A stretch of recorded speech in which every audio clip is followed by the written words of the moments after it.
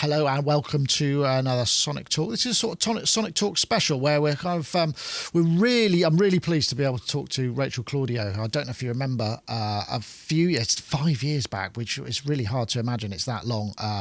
We featured some of her music on Sonic Talk, and then we did a special with her. Rachel is a very accomplished singer, songwriter, and technology operator. She does kind of solo studio setups where it's also looping and operating heavy machinery in a kind of very soulful way, which I remember at the time, Rachel, was just astonishing that you could put all that emotion into your music and yet still operate in that environment. But a lot's happened since then. How are you? I'm very well, Nick. A lot has happened since then. I don't really know where to begin, so luckily we have a bit of time. Same for you. I'd love to know how you are. Well, we're good. I mean, I just wanted to kind of recap a little bit just so that people who perhaps didn't see the first time around were aware of the stuff that you do. And I had a couple of clips, If You Trip, that I was going to drop in. And also, I must confess, you also did a Tedx talk at Perth, which I think was a bit of a magical moment. Anyway, you wanna go, you'd say the word and I'd move you.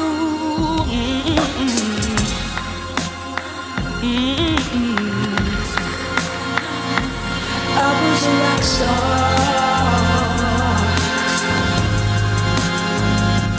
I was a rock star. I never had a fast car, but I was a rock star. I used to play in the bay. For me, I don't know whether it was for you, it felt like a real sort of turning point. It's one of those situations where, you're in with an audience who are essentially, it's kind of quite a cold environment.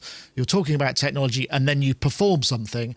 And that moment of performance seemed to capture something really special. And the song you used was I Was a Rockstar, which I've heard the recorded version, and it doesn't have the same resonance to me as that live version. And that live version is really something special because particularly now, it's very emotional. It makes me feel very emotional in the same way that when I listen to ABBA, Dancing Queen, it's this sort of loss of youth. And I Was a Rockstar does the same thing because it's almost like a love lost thing. Am I reading the wrong thing into it, or is that what it was about? I think that's beautiful. Yeah. So the original, it's interesting that you said that the recorded version didn't touch you as much. A couple of people have said that to me, and I think it's kind of wonderful because the live version comes from the recorded version, which is my recorded version is something that I made around.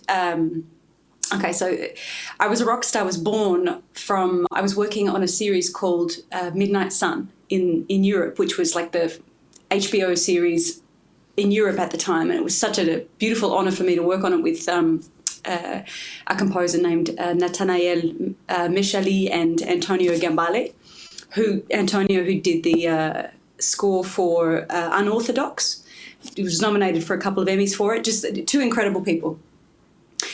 And I was in Paris at the time, and we were working on this particular scene. And in this scene, it's around this lady cop who's French, and she's in this incredible part of Sweden where the sun doesn't go down for 6 weeks at a time. She's just discovered, she's just met her son who she gave up at birth. There's a whole lot of stuff going on, and it's a scene where she actually self-harms, and it's a really turbulent kind of emotion. And as I was watching it, I don't even know why, I just heard the lyrics, I was a rock star in my head, and this idea of an idealized nostalgia, and the fact that we tend to romanticize the idea of who we once were, and we cling to it, whether or not it's real.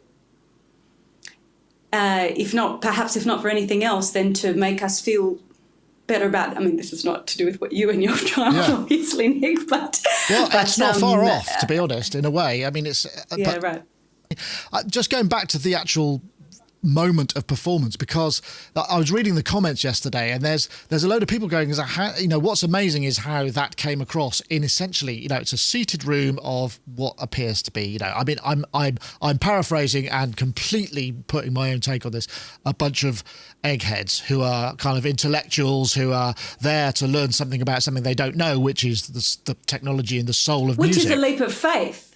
Right. Which is a massive leap of faith on their behalf. So to their credit, you've got people who have bought tickets based on an openness to hear something that they've never heard before. So whether or not they're and they definitely were a stiff crowd. But for me, I mean, I have the added benefit of doing my very beginning days in bars when no one gave a shit, Right. and so and you either take that one or two ways, like when I was much younger, I definitely would go after the crowd with an attitude of I'm going to win you over at all costs. At this point in my life, what I feel is I would like to be energetically independent, in the sense that I'm here doing this thing that means the absolute world to me, and I'm here just to simply propose it.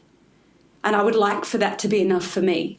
And I think often with that intention, it does take care of whether or not someone knows how to react in that moment. Because the other reality is that sometimes people do feel it, but they don't know how to show you. It's interesting because watching what you did there, and the title of the song, which could be construed as quite an egotistical sort of thing. I used to be somebody, look, check me out kind of thing. I mean, lyrically, I'm talking about, but your performance is really self-contained, and they're observing something, what I thought was sort of quite magical happening. So they're witnessing rather than expecting you to project this kind of, okay, everybody put your hands in the air, clap, let's the ladies on the left. And, you don't need to do none of that was necessary. And that's quite, I mean, we're right into the deep stuff already. But that's why I came, Nick. Yeah, that's why I'm here. that's what I thought was so interesting about it. And the other thing I noticed about it as well is as you end, because on TED Talks, I don't know if people know, there's a timer, and they're very strict on timing, and you have a countdown, and it literally, the last thing, and it was just naught.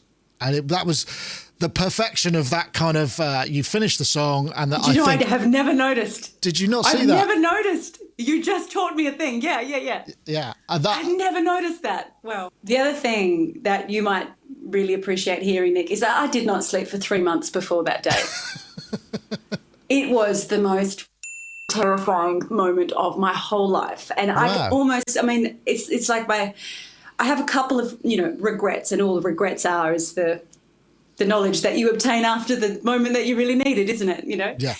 So they're not regrets because, here we are with, more acquisition of knowledge. But I wish I knew better how to ask for help, in the sense that I was very coy, and it wasn't a pride thing. It was, I just never wanted to burden anyone with all of my questions. And, I got myself into this mess all alone.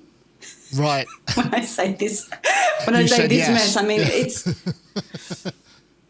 and I mean, I remember when I first started going, when I was doing live shows with my rig, I didn't, I built the rig around, I didn't build it to be elaborate. I built it because it was the only answer that I could come up with for the creative problems I wanted to solve in real time.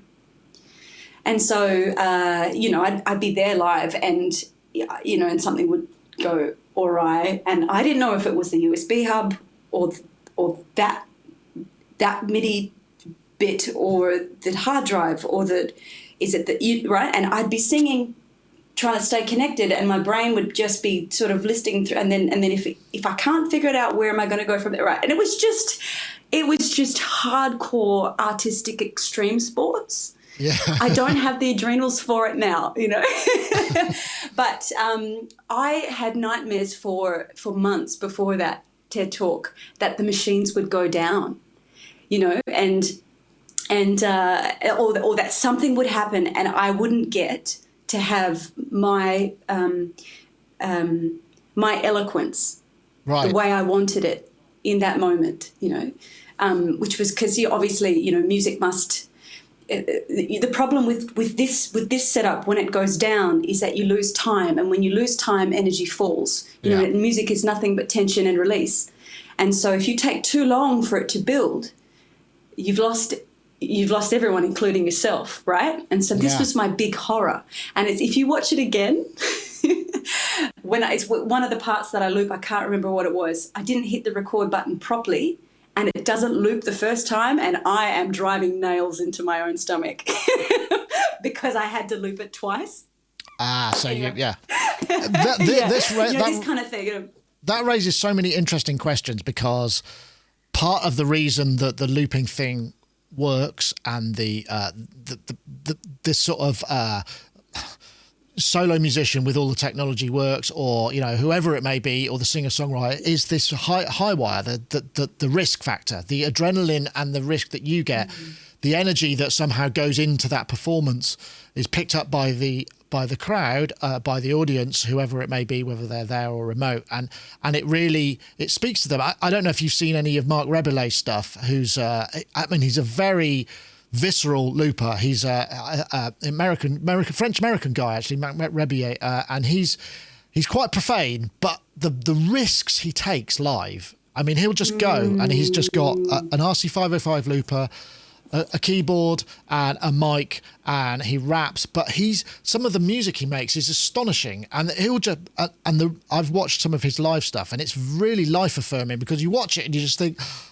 my goodness, it's so risky what you do, but he's got the force to be able to do it. I think his setup is quite less complex than perhaps yours or others, but it's that energy that kind of really does it. But the other thing I was going to say is the fact that the reason you go back to you saying you didn't know who to ask. I mean, everybody's setup is personal to them. I mean, it's like, who knows? Exactly. And even, and I set it up alone. And so, even someone who's incredibly tech savvy, who's all over it, still doesn't know the rig as well as I do. And I didn't know it that well, because I was learning it on the fly. But before I forget, you just raised a really interesting point for me, which was, the Yerkes-Dodson law, or the Yerkes-Dodson theory? No, I don't. It's the bell curve to do with how stress affects performance. And so the idea is that if you're too bored or apathetic, performance is not optimized. So as stress rises, so does performance, I guess, ability, but only to a point. On the other side of it, so as stress goes like this, you hit a point and then it falls. So essentially, that point of optimal arousal, where your own performance capacity is concerned, I think differs from person to person, which is so interesting to me. That's so really when you talk about... Yeah, so is his name Mark Rebillet? Is that what you said? Rebillet, yeah. Mark Rebillet. Rebillet, yeah. When you say that, I think, wow, that must, for me, that may be testament to how his stress levels rise and just give him more charge. Whereas I've noticed in my own case, I've pulled back on a lot of it over the years, because I noticed that my performance was not maximised by a certain level of stress. So that's all it is to me at this point in time. I just try to find that point. So if there's too much stress, I know that I can't deliver it emotionally. Do you think that point on the bell curve is also what we consider flow, or is that something different? Yes, I think so. I think that's exactly it. Okay, that's fascinating. So are you not tempted to simplify your rig and maybe pre-record so that you can focus more of your energy on the emotional side of a performance, whether that be in the studio or live or whatever? Yeah. Oh, That's all right. I'm so sorry, Nick. So sorry. Goodness. Oh, goodness. We are hours apart. It's on silent. I know, but we're hours apart. Where I am, it's not early in the morning. It's morning time. No, where you are, you're in the middle of the day, aren't you? Where you are. A couple of interesting things have happened since the TED Talk. One of which was perhaps one too many festivals where everything went down, and the stress of that, and me feeling like, or perhaps not having the right sound engineer in the moment, which made me feel like I was doing everything that I could. You know, all of these variables come into play and change how you feel about your own situation, etc., etc. I noticed that it was so important to me that I was doing a lot, that I was sort of prioritizing complexity over everything else, that half the time the audience had no idea what I was doing, and I was kind of killing myself for nothing. And then perhaps, compromising my emotional capacity, because there is, for me anyway, there is a balance that I have to find. Like I could operate everything, 100 times more smoothly and sing like a robot. Right. Or I could lend a little bit more, of my brain power to what I'm actually, meaning to deliver. But it does mean that this gets a little bit less attention, and so it's just always sort of spinning plates. But what I found is that I did simplify it over the years, and the audience got a lot more from me. So unless I have lots of cameras on the equipment itself and someone's there to operate it so that they can be with me in my choices as they happen, understanding the relationship between what my hands are doing and what and the sound that they're receiving, then it doesn't make any sense for me to be that complex. Right. That makes sense to me, and it's really interesting, isn't it? Because I'd imagine that also affects. Well, it must affect.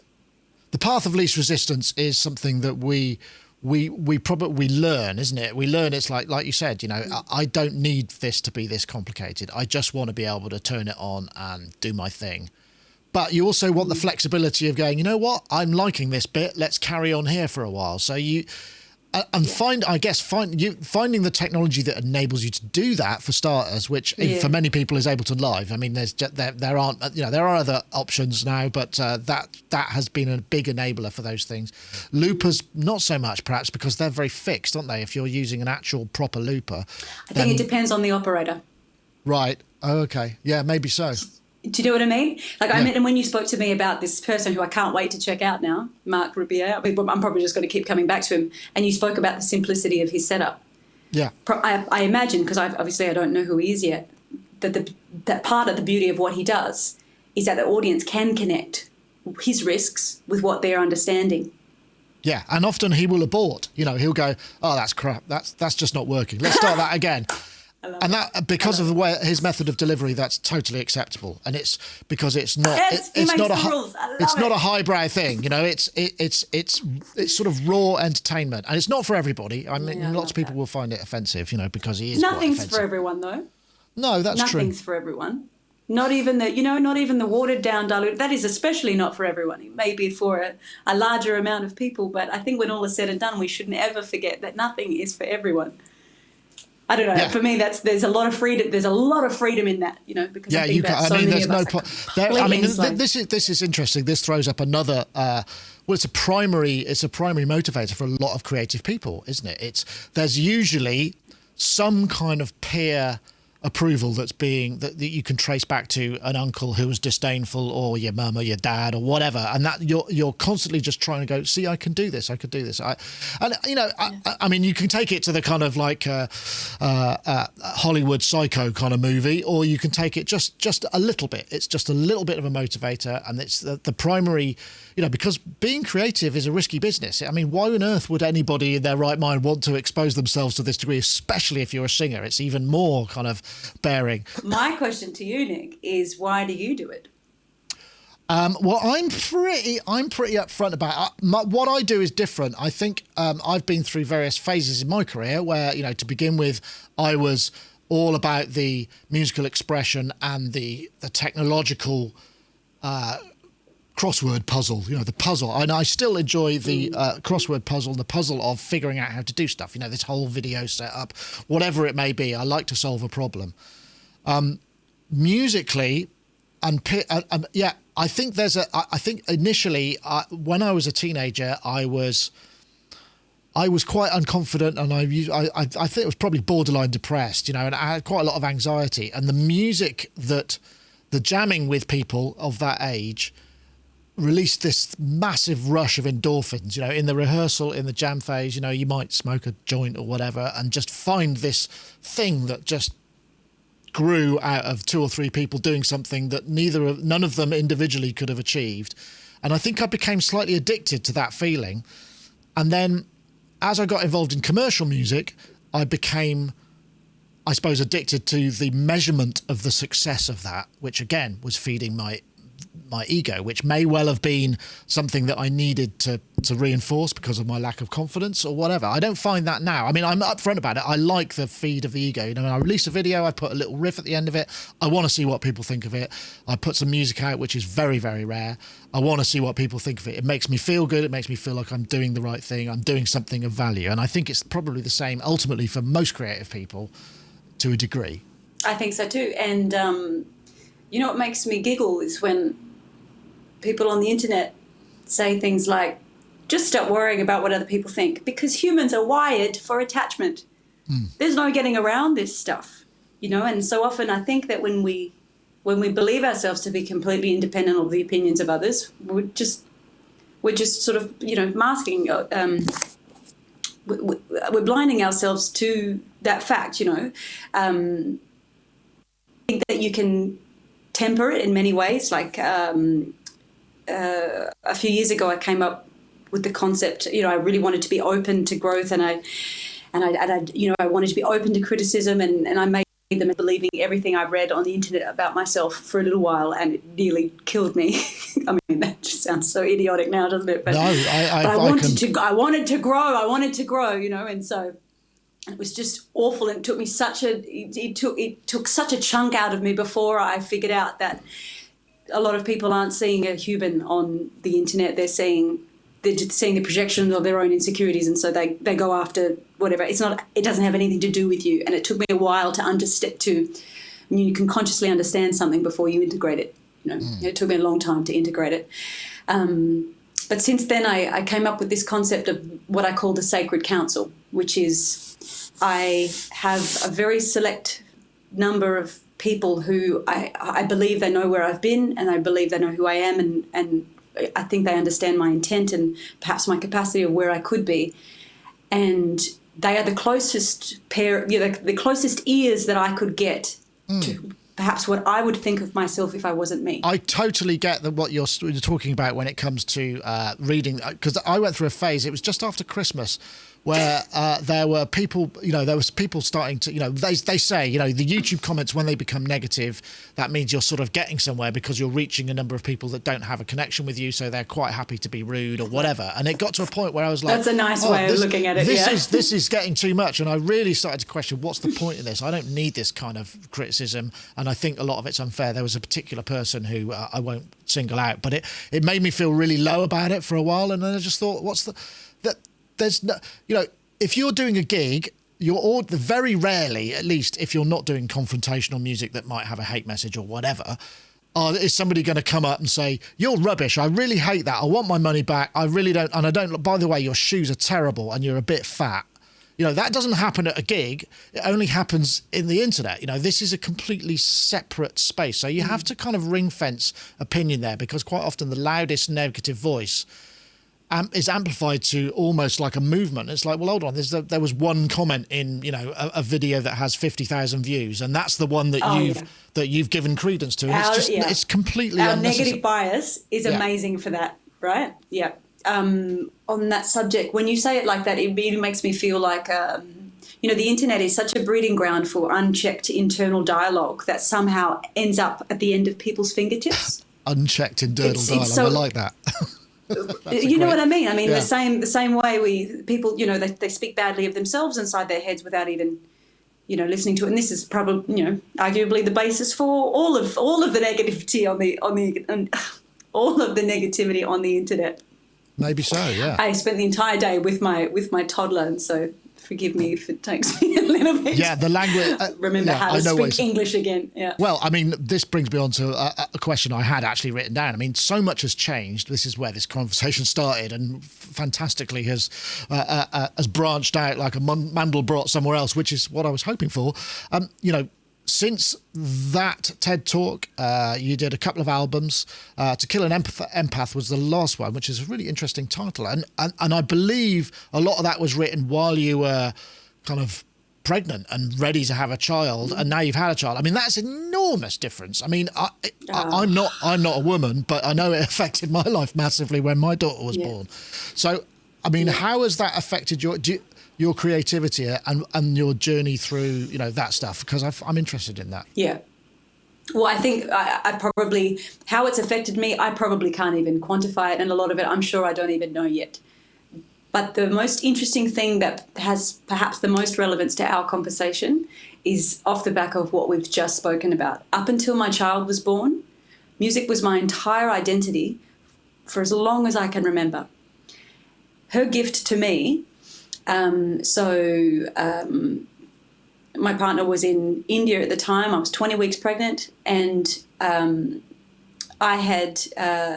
he was also recording his album, and I was trying to get a lot of stuff done while he was away because I had the house all to myself. I sat down to record, and my entire body was flooded with the stress hormones that were the accumulated trauma of the years and years of being in the music industry and just dealing with the criticisms and the self-judgments and all of the stuff that goes along with it that you put in some cabin and exists in you the entire time, but you just sort of, you just live with it. And I thought to myself, okay, if I continue down this path, every time my child hears me sing, her body will be flooded with stress hormones. And for the very first time in my whole life, I took my hands off the keyboard and I thought, you know what? Not until I know how to do this in joy. Not until I know how to get back to the beginning. Because for the first time in my life, I had license to not do that thing because I had a greater purpose, which was never the case for me. And it's interesting, as humans, we don't know the line between where the ego ends and the identity begins, or where the self begins. We don't know. So she gave me that, and I did a bunch of work on it, and I don't know however long. I sat down, I recorded, and I was about 10 minutes in. I thought, wow, this feels really different. And I thought, I am not stressed. I'm not stressed, and I don't care. And I just cried. One, because I was pregnant. Two, because I was free. I felt free for the first time, maybe since I was a kid. It's a hard thing being in the world, being an artist, but being a human, it's really hard.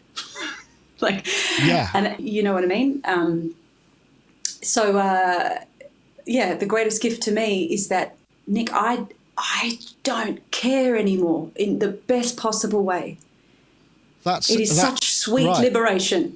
That's really interesting. I mean, so at that point when you were creating in the past, you feel that stress or the energy of stress was the driving force? Is that what you're saying?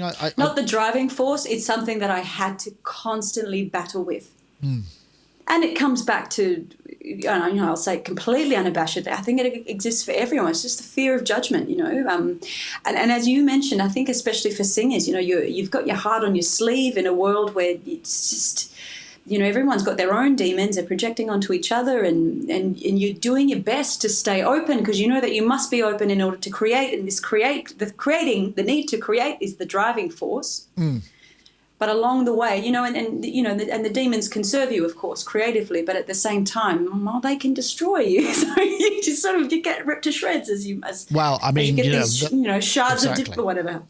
I mean, the road of music is full of casualties, isn't it? As we see, the whole kind of 27 thing, just these brilliant artists that we see that leave us because of that battle, and quite often it is, the torture of the soul is fertile ground for creativity, but it can also destroy you as well if you can't handle it and you don't know how. Exactly. I think maybe that's probably more to do with fame. It's overexposure, which creates much more visceral and regular judgment, I suppose, isn't it? Success. Yeah.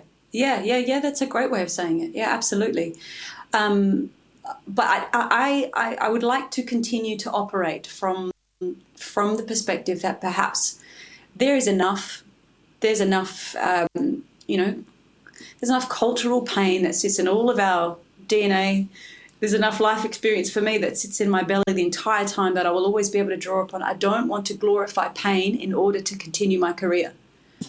And I don't want to suffer the illusion that that there can be no depth without a new painful experience. Right, okay. And let's call that an experiment, and we'll see how I go. But I feel like I've got enough in my bag to last me a while, and then during this, I was going to play a couple of things in. So I was going to play a little bit of Flowers and a little bit of Uneven, just to sort of to demonstrate the kind of. There's some really interesting things about these videos as well, which I wanted to get into, which are the simplicity of them. It's really kind of like this stillness. And there's no action, or there is, but it's very macro action, which is quite fascinating. So I will play a video now, which let's start with, let's see, which way round was it? I think it was 1, 2, 3, 3. He sent me flowers. One is more than I can stand.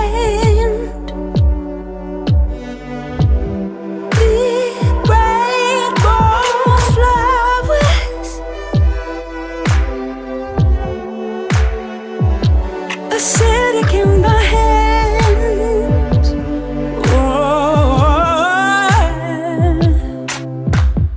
Try this melody. Now, this was one of the tracks off Empath, To Kill an Empath, which Flowers. And there's a number of videos in this work, which feels like you found a creative muse visually to work with. I'm putting my opinion. I don't want any more disclaimers from you, Nick, because I love this. I love it when you tell me, because you're spot on so much of the time. Go. The video of this and the video another video that perhaps we'll play as well, Bulletproof and Uneven. There's this stillness, you've gone for this super slow-mo, very high definition, just a beautiful moving image. It's almost like a painting that's got animation in it, and that's enough, because often the thought of making a video to any piece of music is, it's like lights, camera, action, right? We need a location, we need all of this sort of stuff. And you've just focused it down to this very sort of, it's like visceral stuff again, this visceral thing with this super minimalism. Was that a conscious effort? And why? I'm a big fan of the Montessori movement. Do you know much about Montessori? No, not at all. So Maria Montessori, she 130 years ago, first female doctor in Italy. She convinced the state that she would take all of these really problem children and have them pass all the state exams. Problem children who everyone had sort of written off as, just written off. It's a school, isn't it? There's Montessori schools, that's right. It's a school, yeah. So people think it's an education system, but it's a peace movement. And among these many, many principles of hers, one of them is engagement over entertainment. And so the idea of not giving kids things that light up and just keep them endlessly distracted, but things that actually engage. And, and obviously that's never been more relevant than now, because even people, in our generations, we struggle with the addiction of the lighting up phones, right? We go for that dopamine hit. We cannot be with ourselves for longer than 2 seconds. So the biggest motivator was I don't want to feel like I have to distract people. Constantly be waving and just shining lights in their eyes in order to get their attention, because when all is said and done, most YouTube views are less than 30 seconds, some not even more than 3. But I thought if I got to fight that hard to entertain someone, likely I'm not going to keep their attention anyway. So I would rather go out to do something that doesn't aim to distract, and whoever's left with me, they're going to be the right people for me. So it's right. sort of a like a truth by resonance thing. Interesting. Mostly yeah. that's the motivation. Okay, so talk me through what's the creative process now? I mean, we've not talked about equipment and that side of things. I mean, I'm assuming you've probably got a similar sort of setup. You know it well. Why change everything? But sometimes, you do have these moments where a new piece of equipment comes in or a new approach. How do you create now? I mean, because one of the things that I found through parenthood, and I don't profess to be, as hands-on a dad as many people, and I'm fortunate that I get the support to do my work, but I still feel very time poor. Time feels like something that is very valuable now. I haven't got time to sit there and mess around with hi-hats for 4 hours. It's just like I want to just do it, which is one of the reasons I've just tried to do very simple kind of synth jams, because it's more fulfilling for me because I can do something in a shorter amount of time. How does it work for you now? Is there something that's changed? How you approach creativity? It's very similar. Yeah, it's very similar to that. So in the sense that I feel like just before I had my child, I had just reached a point where I felt like I knew how to make the music that I loved, which is the triumph of a lifetime for me.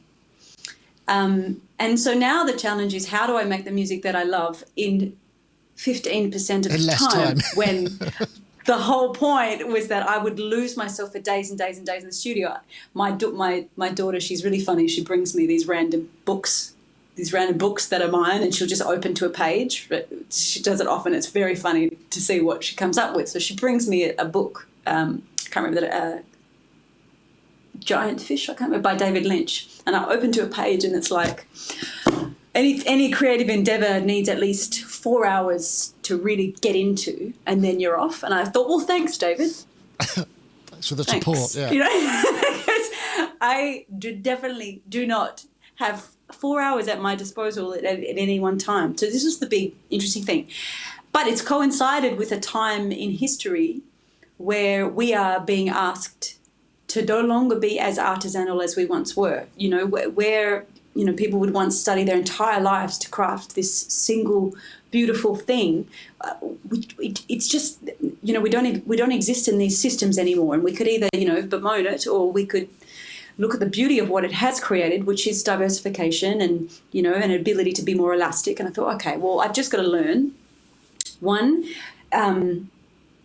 how to demand from myself the same depth and quality that I require, but perhaps not to create opuses anymore, perhaps to create single little bits, or just how to. This is still a work in progress, so I don't actually know how to do it yet, Nick. Right. All I'm doing is defining the constraints. Yeah.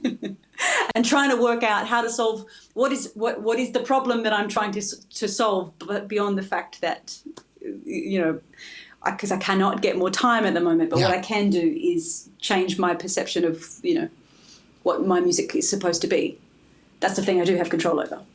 That's interesting. I mean, I think the thing that I've tried to do is you just go, right, I've got half an hour. Let's see what comes out. Once I put it down somewhere and it's come out, I can trust on my instinct, hopefully, for some of it to be good and worth working on. And then I can work on it sectionally, or come back to go, right, now I need to come up with something else, and I use those times rather than do it all in one go. Maybe that's the sort of the way to do it. That's beautiful. That is beautiful. And you know what, this conversation, I've just on the back of what you've just said, that yes, it is unconsciously, I think I have been expecting myself to somehow come up with what I used to come up with in a month in 2 hours, which is very unrealistic. But in my something that really drives me forward are very, very tight constraints. So I have to, if I don't make a very clear objective for myself in the time that I have, I get lost in the sound. I don't record a thing because I'm just in here. I'm just in my shaman mode. I'm just bugging out over it. A note, I just get lost. So I need those constraints in order to move forward. Otherwise. But isn't there comes out, nothing gets recorded. But isn't there something potential? Isn't there something potential in there, because it's almost a subconscious outpouring of stuff? I mean, the fact that, I call it noodling. I mean, I guess it's easier instrumentally than perhaps it is vocally. I mean, some people could do it. I mean, it is viable. I mean, I don't know if you've seen any of Imogen Heap's live streams where she just basically streams for kind of 6 hours at a time. And it literally, That's amazing. She puts in these just kind of, she'll cover a couple of songs because she's turned it into a business model, which is brilliant. So you can pay her, donate, and she'll cover a song for you. Or she could dedicate one of her own songs to it. So there are these points in it, and the rest of the time is just this sort of completely, she's just sort of playing away, and she'll sing, and she, rather than tell you what's happened today, she'll sing it, you know. So there are ways to do that. I mean, I'm not, you know, I think that's demanding quite a lot of any creative person. Yeah. No. Then again, what you've just said is the creative constraint. It's just a starting point. Yeah. Really, you know, for me. And that's exactly what I'm speaking. That's exactly what I mean. So I have that tendency to really get lost in the in the absolute realm of infinity. But just a little guideline or a starting point, that's enough for me to really get in and have some kind of narrative. Yeah. Well, maybe what you need to do is when you do get lost in that moment and you're not recording, the first thing you do is just record something. So you've got a 2-track recording of whatever's going on audio-wise, so that when you come back to it, there might be, there was something in there, wasn't there? Rather than, I'll never remember any of that if you don't record it. Maybe that's the way. I know then you have to review. You then have to review it, obviously, which is tedious. But it's the reviewing. Yeah, it's the reviewing that, because I feel like all of it's usable, but how do we move forward? You know, I feel like I just end up stacking possibility upon possibility, and that makes me feel like I'm going sideways rather than forwards.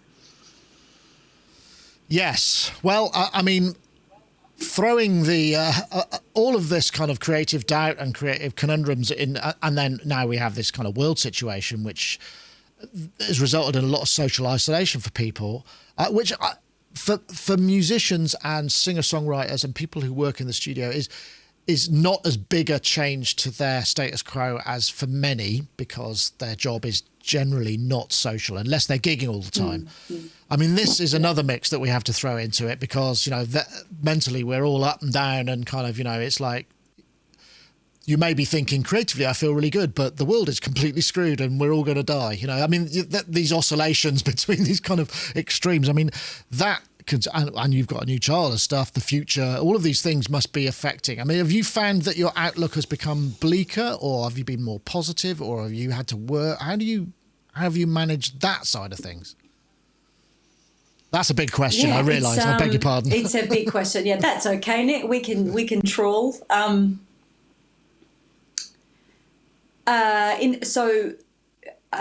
So as you said, you know, I'm a self-contained musician, so there's that, plus the fact that I had a small child, so there's, you know, that's an even greater restriction. So my life probably, you know, more than most, changed very, very little in terms of its practical applications.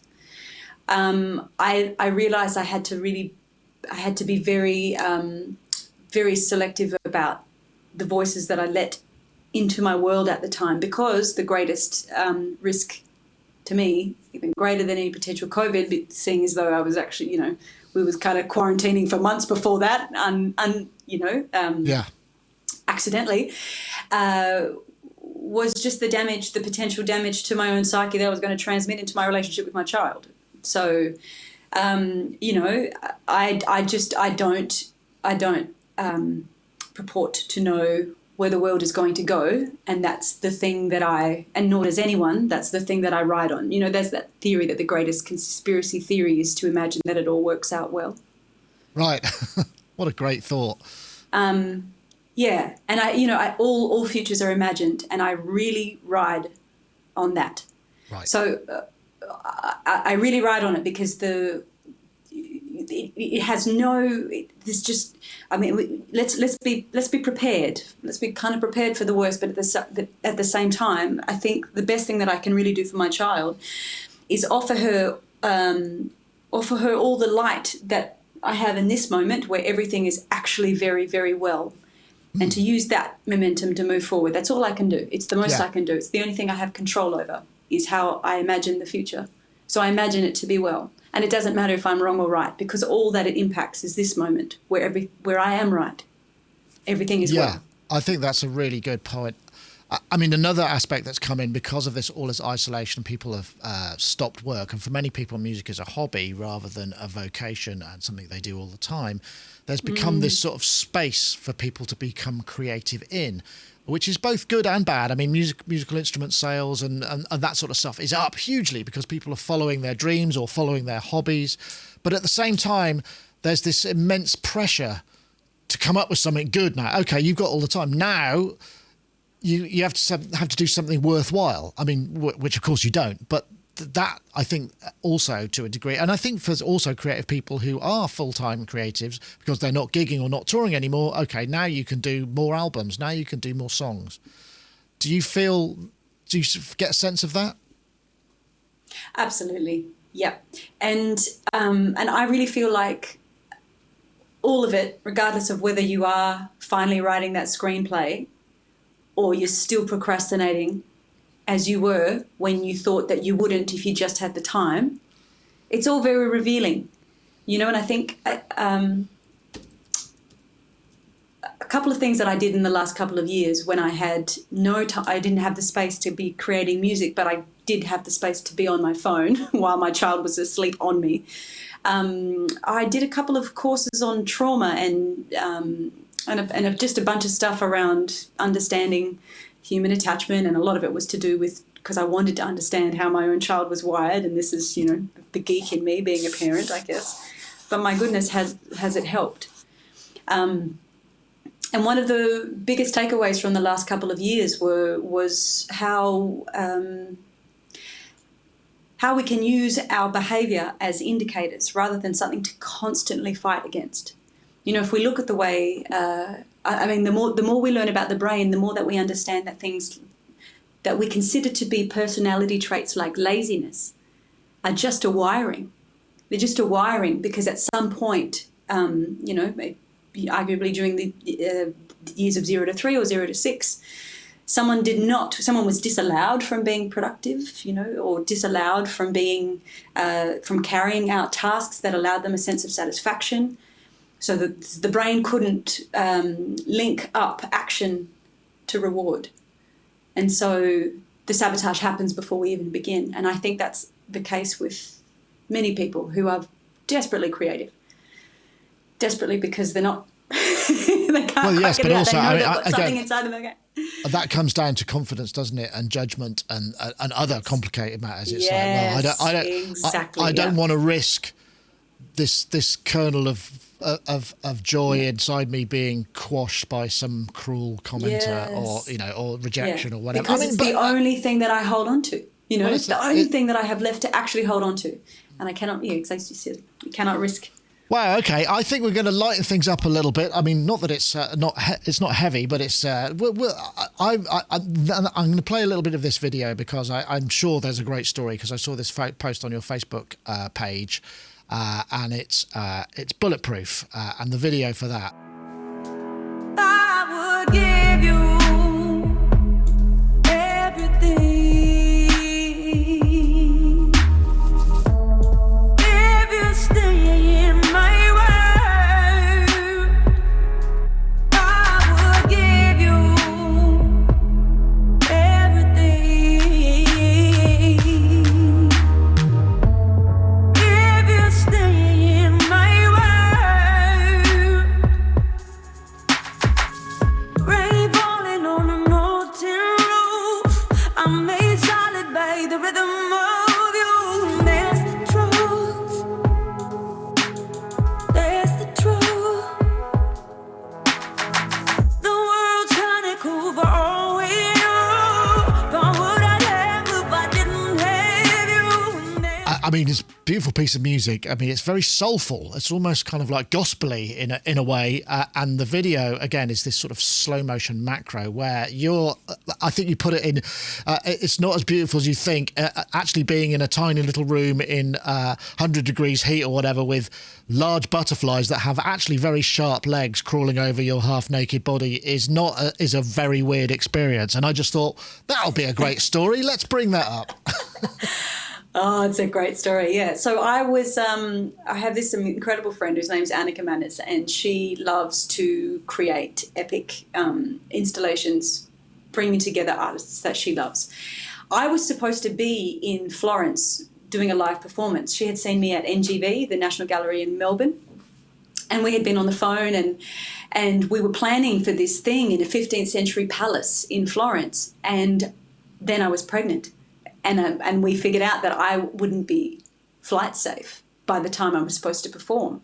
So we had to figure out a way for me to sort of create something to be there without being there. We toyed with the idea of a hologram, and we were almost going to do it, but we realized that the difference between a 2-foot hologram and an 11-foot hologram is about 50,000 euros. Okay. 2,000, 50,000, because there's not a lot of demand for something in between. Right. It's already so great.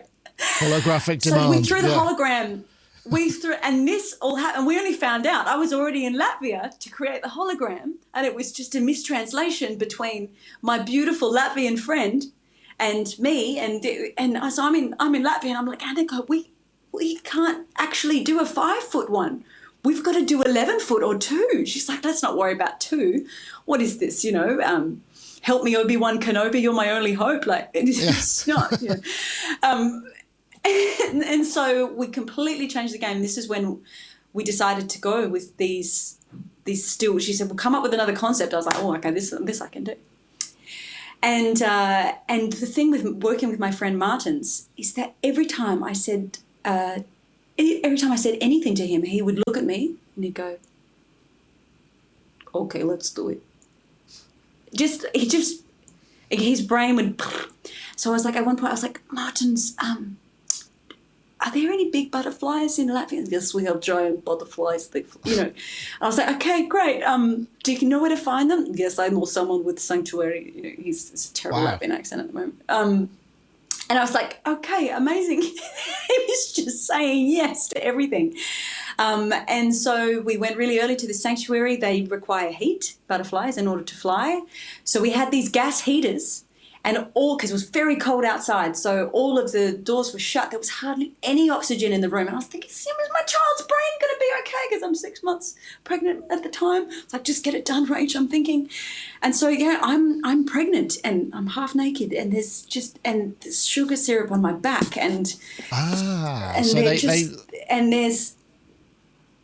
We had just there, but they just hung around. It was really amazing. And then one flies on my head. It's just, none of it's CGI.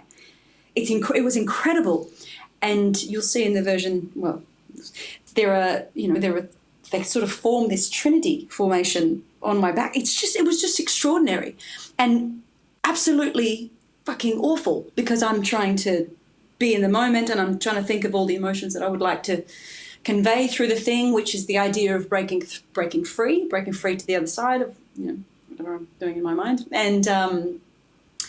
And these things, they're very hook-like. So they're sitting on my skin, and it is creepy as hell, and I can hardly breathe. I'm thinking, just, if you can just keep your anxiety below 0.5, everything's going to be fine. Right. It's going to end soon. The wonderful thing about this is that you have chosen it. You've chosen it. This is how we're making art. So it was a really interesting mental exercise. Am I being a good mother? Can I just freak out at these things on my back? It's many questions. That would have been a very different video, wouldn't it, actually? But and maybe one for the remix, yeah. Freaking out with butterflies on your back, yeah. Oh, la, la, la, yeah. I mean, it's not an experience I want any time. I can still feel them on my back. Wow, that sounds great. I tell you what, I mean, 2 things. One is, obviously, because it's ultra slow motion, presumably that actual clip, the duration of the filming would have been mercifully shorter. Much longer. Much shorter, other way around. Well, the thing is, we had to be there to make sure we had all the shots. So in my mind, it was about 4 hours, but I can't even tell you how long it was. Again, another striking video which has this concept of sort of macro, which I quite like.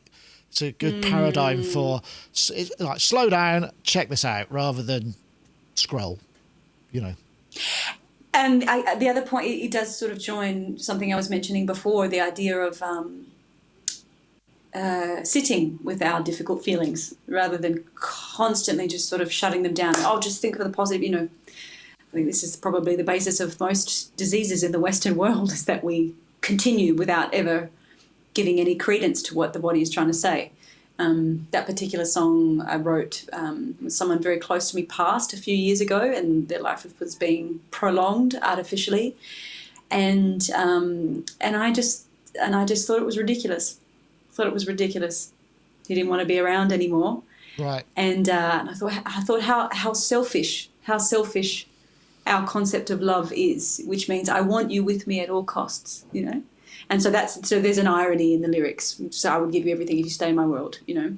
Selfishly, okay. blindly, I truly believe that I really could make you happy. I want you to be with me. I don't want you to be with me only to please me. Surely I'd prefer you were free. Still I decree. I would give you everything if you stay in my world. You know, like it's just this. Right. Okay. So yeah, there's irony that love is quite self-serving for the most part in humans. You know, a kind of, you know, it's a fairly deep or a very deep kind of emotional concept and exploration of that. I mean, that's again, which is what I just keep dragging the conversation back to heaviness, don't I, Nick? No, it's not. Well, I suppose that is a heavy thing if you're going through it, but I mean, it's, you know, and yet it's a very uplifting sounding piece. So, so now what's next? Because obviously the last album was 2019, which isn't actually that long ago, but now you've got less time. I mean, what's your creative output going to be? You know, have you thought about how you're going to do that? Because gigs are difficult. Are you going to stream? Are you going to release? What's your plan? Yeah, I think that I would like to do something more like mixtapes. So smaller pieces of music, because I love the changing forms and the thing, but I don't have to make them all interconnect into one giant opus. So I think I would like to learn how to be more of a beat maker rather than a composer, I guess. I think that would be a nice challenge for me. What you told me about the Imogen Heap stuff, I'm going to check that out because I think I would love to do that. Well, this is I think I would absolutely love to do that. Yeah, and a stream of consciousness, if you've got it in you, there's a lot to be said for it, you know. I mean, unscripted and just kind of, people respond well to that. And I think the other thing that is quite fascinating is, you know, with the technology that we have available, which is actually one of the biggest movers and shakers in the live streaming and affordable video, is Blackmagic Designs and DaVinci, who are in fact Australian, which is where you are, and also this software that we're using here is also Australian, which is, I wonder if there's a reason for that, because obviously it's a remote place, so therefore it's, but all I'm saying is that technology is available now that you could create live streams that have very strong visual looks, almost like on a case-by-case basis. So tonight's gig is going to be purple, or is going to be in a foggy room, or is going to have butterflies in it, whatever. All of that stuff you can do as a almost like a themed gig, so you can kind of really go this crazy. This is amazing. With you know, when I'm talking to you and I feel like, I mean, especially with the child, I've been in a cocoon for the last couple of years. I don't know anything about the world except for the bad news. So I'm wondering, does everyone come on here and do career day with you, because you have given me so much to think about? Well, I would love to think that. Maybe I should start a consultancy or something. I could be a sort of like charlatan. I would come and see you all the time. Give me some creative constraints. Well, that's okay. I'll work on it. Rachel, it's absolutely fabulous to talk to you. I'm so pleased that we've been able to catch up after all this time, and I hope we continue to do so. Where's the best place for people to find, you know, to see your day-by-day creative output? I mean, because I've struggled to find where it lives. I know. This is, as this is one of the, when I shifted my name, obviously Claudio is my last name, and I enjoy it because it's my grandfather's name and it's a very long carried heritage, but there are at least 1,000 soccer players named Claudio in Portugal, in Italy, who I then, you know, become part of the internet quicksand with. And so it can be very hard to find me on the internet, which is not lovely for me. But at Claudio on Instagram is probably the place where I upload the most, you know. Okay. Just the most content, where I'm the most active, at Claudio. Excellent. Well, I will say, even though when you do search for Claudio, you do get a lot of footballers and whatnot, if you just do Claudio music, you're right in there. Is it me? Pretty much. Really? Straight. That's good to know. That's I can't say number one, but it's no, I don't know. I mean, but if or just Rachel Claudio, That's nice, you're straight isn't it? there. You know, it's easy. So that's good. Yeah, Rachel's an older alias though, so it is linked to a lot of stuff that I've just, I don't really consider is okay. where I am now. Right. And so the Claudio, the Claudio was the birth of the rig, Right, got you. And so, and this is where I still am, and all of the music that I've made under that umbrella is still very relevant for me, which is lovely. So I would like for people to find me under that guise, Well, I say check out if you want some good places to start, look at the TED Talk, look at, the more recent work. I mean, it's all great stuff. Thank you very much for talking to us. Thank you, Nick. It's always a pleasure, Nick. I'm so glad we did it. 20-inch drum and a bass amp, 20-inch drum and a bass amp, 20-inch drum and a bass amp, 20-inch drum and a bass amp.